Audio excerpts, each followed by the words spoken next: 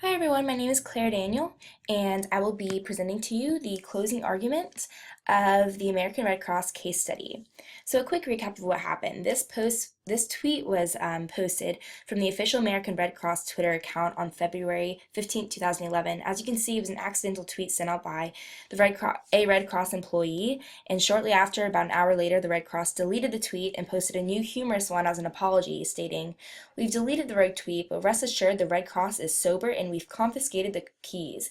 Now, this response was accepted well among fans and other Twitter users, and the beer company even joined in the mishap and offered deals to fans who donated blood or money to the Red Cross, as well as publicly stating to the company, asking them not to fire the employee. And who is this employee that was responsible? Her name is Gloria Hong. And her mistake came from the misuse of Hootsuite, a social media scheduling site in which she was logged into both her personal Twitter account and the Red Cross official Twitter account. So she also apologized to the public and took responsibility and kind of followed the Red Cross's lead by taking a humorous, lighthearted approach by saying, "I wasn't actually #getting slizzard." So in the end, she was not fired, and Wendy Harman, the social media director of the Red Cross at the time, said this: "Listen, we deal with huge natural disasters all the time, and this really isn't that huge."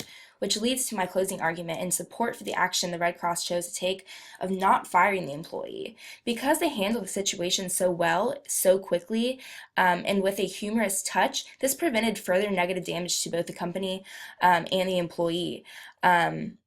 Had the company waited a little bit longer to take responsibility and to send out an apology, this could have ended differently. It could have been accepted more negatively among the public, in which case the employee at this time may have needed to be terminated.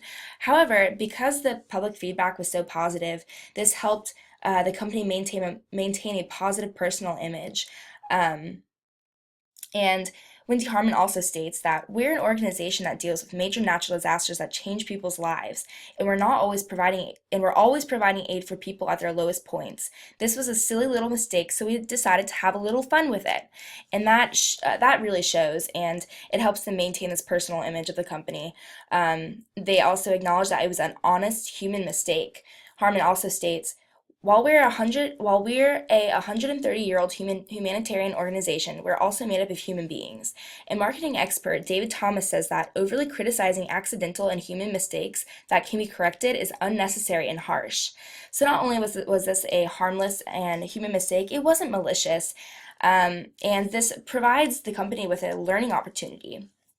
And my last statement for this argument is that no guidelines or punishments were in place at the time of the tweet regarding social media policy. The only policies that were up regarded how employees should use language and what types of content the employees should use while managing the Red Cross's social media accounts.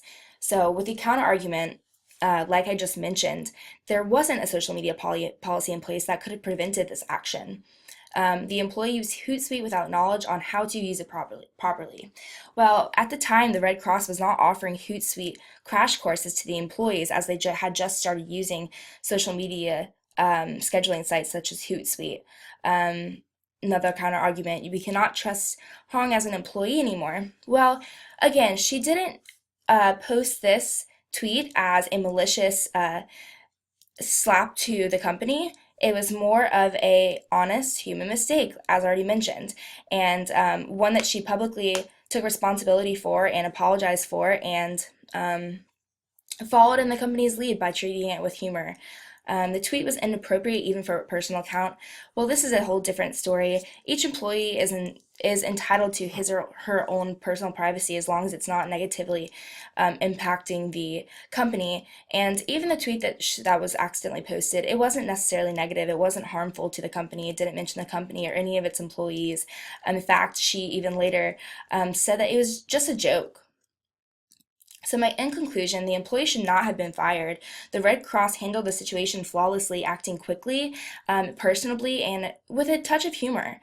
It received a lot of positive feedback and reactions, both from the public, from employees, and even from the Dogfish Beer Company. So moving forward, the Red Cross can use this as a learning opportunity and a opportunity to put into place training programs both for social media and social media scheduling sites. Thanks.